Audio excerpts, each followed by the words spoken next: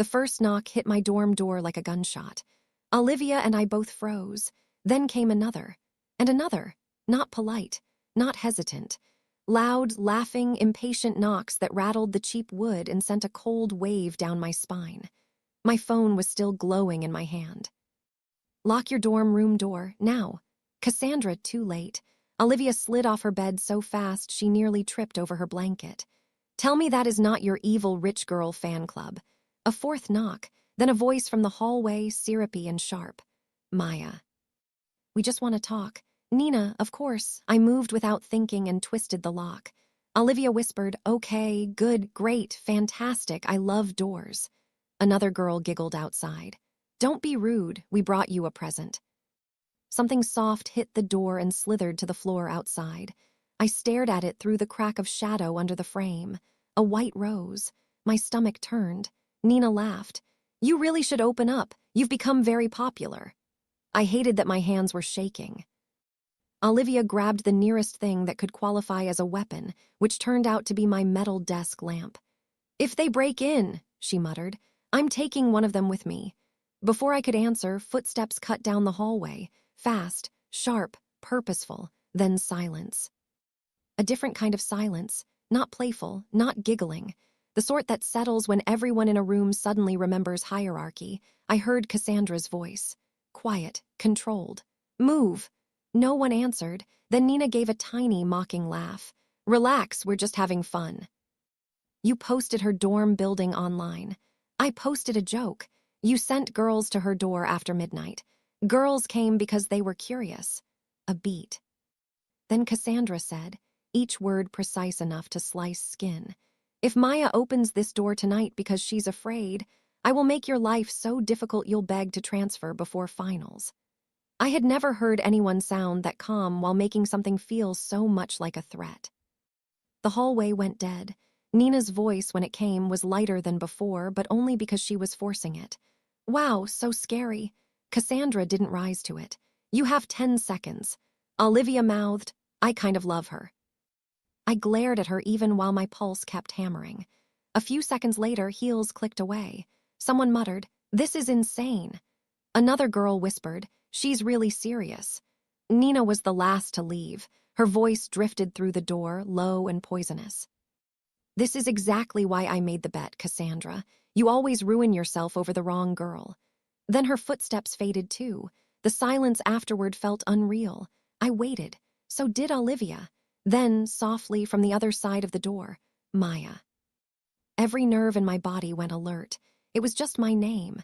But in Cassandra's voice, right then, it felt intimate enough to be dangerous. Olivia pointed dramatically at the door and mouthed, "Your wife." I ignored her and stepped closer. "What?" A pause. Then Cassandra said, quieter, "Are you all right?" I almost laughed, not because it was funny, because the whole thing was absurd. The girl who had made my life miserable for months was standing outside my dorm like some dark-haired guardian angel asking if I was okay after her best friend had practically launched a social attack on me. "No," I said honestly. "I'm not all right." The answer hung there. I heard her exhale once, almost like she had expected me to lie. Then she said, "Can I come in?" Olivia looked scandalized and thrilled at the same time. I hesitated. Every instinct I had told me this was a terrible idea. Then again, every instinct I had ever trusted around Cassandra was already in ruins. So I unlocked the door. Cassandra stepped inside alone. She wasn't wearing the black dress from the hotel photos anymore. She'd thrown a long charcoal coat over it, but I could still see the shimmer of dark fabric beneath, the bare line of one shoulder, the sharp gleam of a silver earring tucked behind her hair. She looked expensive, tired, dangerous. And for the first time since I'd met her, actually angry. Not at me. That distinction hit me harder than it should have. Her eyes moved over my face quickly, checking, assessing, making sure I was unharmed in a way so instinctive it almost frightened me more than Nina had. Olivia leaned against her desk, still gripping the lamp. "Just so you know, I was fully prepared to cave in a trust fund skull for her." To my shock, Cassandra nodded once. "Reasonable." Olivia's eyebrows shot up. "I knew I liked you." I groaned. "Please don't encourage her." Cassandra's gaze shifted back to me. I'm not here to be encouraged. No, I said. Then why are you here? The question landed harder than I meant it to. Something in her expression changed. Not enough for anyone else to notice, maybe, enough for me. She glanced toward Olivia. My roommate rolled her eyes dramatically. Fine, I see what this is. I'm going to brush my teeth for 15 minutes and absolutely not eavesdrop like a respectful adult. She grabbed her phone and shuffled out, muttering, "If you two kiss while I'm gone, at least crack a window. The tension is making it humid." The door shut behind her. Silence, just me and Cassandra, and all the things neither of us seemed able to say normally anymore. I folded my arms, partly to look less shaken, partly because if I let my hands hang loose I was afraid she'd notice how badly they wanted to fidget. You didn't answer. Her eyes held mine. I'm here, she said, because Nina doesn't know when to stop. That sounds like concern for your friend. It is. I swallowed. She took one slow step farther into the room, not enough to crowd me, just enough that I became aware of the space she was occupying, and the way my body was noticing it. I told you not to go tonight, she said. I didn't. I know. Then why does it feel like I'm still being punished for it? Her jaw tightened. You're being punished because Nina realized I care whether you're hurt. The room went very still. I forced out a laugh that sounded wrong even to me. You say things like that as if they're normal. No, Cassandra said softly. I say them because they're true. I looked away first. I hated that. Mostly because if I kept looking at her any longer, she might see exactly how much those words had landed. She set something on my desk. A small velvet box. I stared. What is that? An apology. I looked at her sharply. If that's jewelry, I'm throwing it out the window. A flicker of amusement touched her mouth. Open it before you threaten me. Inside was my silver fountain pen, the one that had gone missing 3 weeks ago, my favorite pen. The one my mother had saved up to buy me when I got into Blackthorne. The one I had turned my dorm upside down looking for. I looked up slowly. Cassandra didn't even have the decency to look ashamed. You stole my pen? Her expression remained cool. Borrowed. For 3 weeks. I was giving it back eventually. I stared at her. Then, against all reason, I started laughing. Real laughing. The kind that sneaks up on you in the middle of chaos because your brain no longer knows what other shape to take. Cassandra blinked. Then very faintly, she smiled too. You are unbelievable. So I've been told. I shut the box and held it against my chest. You're a thief. You accepted coffee from me this morning. That is not the same thing. It suggests flexibility.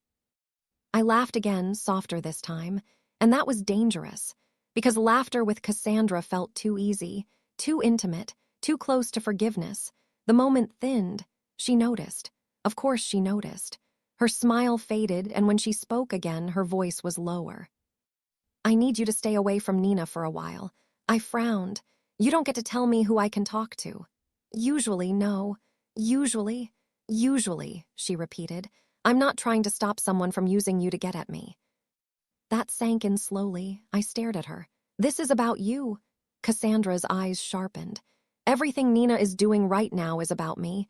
That's convenient. It's also true. I shook my head. You keep saying things like I'm supposed to trust you. No, she said. I keep saying them because I would rather you hate me for the right reasons than trust Nina for the wrong ones. There it was again. That awful, unfair habit she had of saying exactly the kind of thing that lodged under my skin. I turned away and set the pen box on my desk before I did something embarrassing, like admit that she was getting harder and harder to resist. Behind me, Cassandra said, Maya. I closed my eyes briefly. What? I need you to hear this part. I turned back. She was watching me with that same unbearable stillness she wore whenever she was deciding to tell the truth.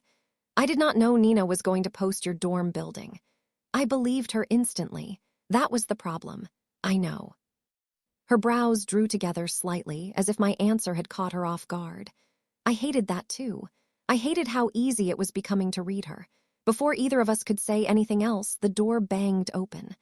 Olivia marched in halfway, toothbrush in hand, then halted. Oh. Damn, you're still vertical. I thought for sure one of you would be dramatically seated by now. I covered my face. Please leave again. No can do, breaking news. She pointed her toothbrush at me. Someone just posted a photo of Cassandra leaving the Ashbourne Hotel early, and now Blackthorne Tea Room is saying she ditched the fundraiser because Maya was upset. Cassandra went still. Olivia squinted at her. Did you ditch the fundraiser because Maya was upset? No, Cassandra said. I don't know why that answer disappointed me. Then she added, I left because Nina crossed a line. Olivia whistled low. That is somehow hotter. Olivia, right, sorry, I'm being supportive. My phone buzzed again, then Cassandra's did too. She pulled it out, glanced at the screen, and her expression hardened. What now? I asked. She looked at me for 1 second too long, then said, the poll is back up. My stomach dropped. Olivia came around the bed to look at my screen too. Blackthorne Tea Room had reposted it with a new caption. Round 2, which comes first? A. Maya falls for Cassandra. B. Cassandra loses control. C. They hook up before midterms underneath. The comments were even worse. Look at the way Cassandra watches her. Maya is acting innocent, but she's clearly into it. Someone tell me if they kiss. I locked my phone and threw it onto my blanket. Heat and humiliation surged up my throat. I can't do this. Cassandra's voice was immediate. Maya, I mean it. I stepped back. This is insane. They're turning me into a joke, again. No, the force in that one word made me look at her. You are not a joke. That's easy for you to say. Her gaze flicked over my face. No, it is. Olivia, to her credit, sensed the air changing and quietly slipped out again, shutting the door much more gently this time. I didn't even thank her. I was too busy trying not to come apart in front of the last person I wanted to see it. Too late. My eyes burned. I looked away so fast it made my neck ache. Don't, I muttered. Cassandra was in front of me before I realized she'd moved. Not touching, just close. Close enough that I could see the faint smudge in her mascara from a long night, the tiny pulse at the base of her throat, the fact that she looked less polished than usual and somehow more beautiful because of it. I'm not laughing at you, she said quietly. I know. The answer slipped out before I could stop it. Her expression softened just slightly.